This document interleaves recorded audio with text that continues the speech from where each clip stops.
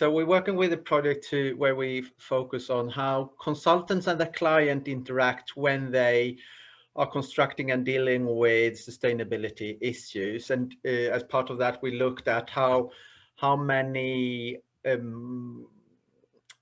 assignments, no, commissions does VSP do about sustainability and the environment during 1 year, and it turned out to be 400. So obviously a lot of environmental work is done by consultants, and they are rarely mentioned when speaking about who are the stakeholders in sustainability environmental issues. We rarely speak about consultants as actors with an own agenda and with that are shaping and forming what is going on.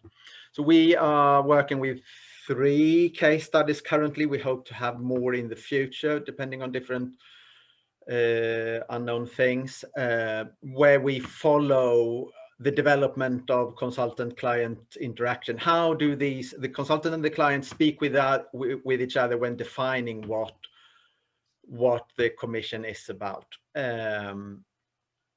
Lots of hopes in those talks.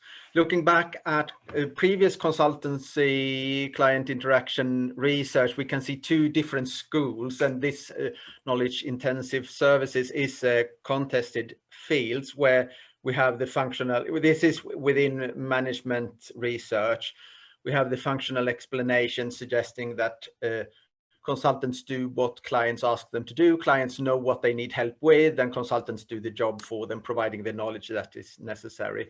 While there is another branch of management critical research, which is suggesting a more ironic explanation of why consultants and clients do what they do together, suggesting that this is consultancy work is rationality surrogate, or that knowledge is always ambiguous and contested, and that consultants act as brokers of this ambiguity, or dealing with this ambiguity as a way of getting out of the ambiguity. We are trying to acknowledge both those ways of explaining what is taking place in sustainability management. And we do that with some case studies. We try to follow and that is helpful when everything is going on Zoom, of course, or Teams and Skype. So we are recording many meetings between consultants and their clients, listening to how they make sustainability, how they make problems and solutions in their conversations. The cases, I don't want to reveal who the consultants are or what the issue is, because we have promised confidentiality. We look at cases where they are using both a standard method, so the consultant has a method and they are doing that in many different cases, and we're also looking at cases where the method is made up for this particular client in this particular case. And we find then that what they are doing is a lot to negotiate sustainability and the environment as an empty signifier, to dealing with sustainability as an empty signifier, meaning they can fill it with different meanings and they do not need to be very precise. And part of this is that, and this is revealed by consultants in interviews as well, that often the client do not know what they want the consultant to do, but they know that they need a consultant. So they have, someone has told them, for example, a municipality has told estate owner that they need a consultant to solve a certain kind of knowledge problem. So they ask a big consultancy company, can you provide this service? I don't know why or what we should use it for, but we need a broker for dealing with this. We also recognize that with this character of sustainability as an empty signifier or a fluid signifier, we can see that in those conversations, there appear different kind of icons. For example, cycling in mobility investigations, cycling has become such an icon, which is not part of the formal description of the problem solution, but still cycling sail in, maybe cycles don't sail, but cycling sail in as a dominant idea about how sustainability should be and look like.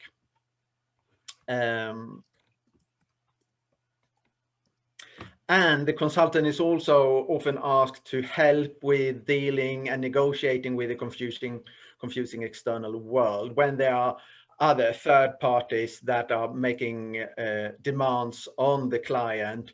They are using the consultant to sort out these issues. It's sometimes of knowledge character, sometimes of policy strategy character. We also recognize that sustainability problems are often the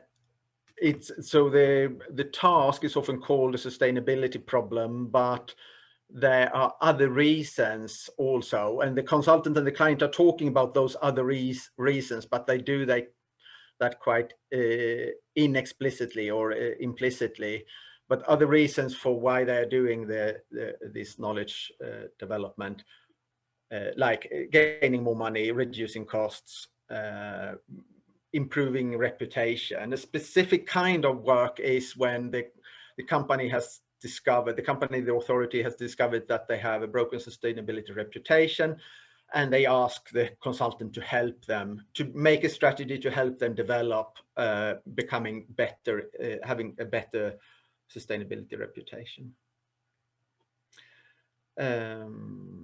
We also discovered that a lot of work is used for, a lot of time is used for not speaking about sustainability, but speaking about the management structure of projects in the organization, where in the client organization, and to decode and understand how projects are run, so how the consultant can interfere and act with the project management tools that are available in the client organization, and find out what is the product. Is it a strategy? No, it shouldn't be a strategy. Is it a handbook? No, it shouldn't be a handbook. So they basically don't know what kind of solution they are looking for.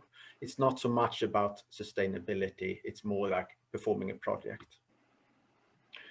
We have... I'm over, Lars. Okay, sorry. You allowed one final sentence.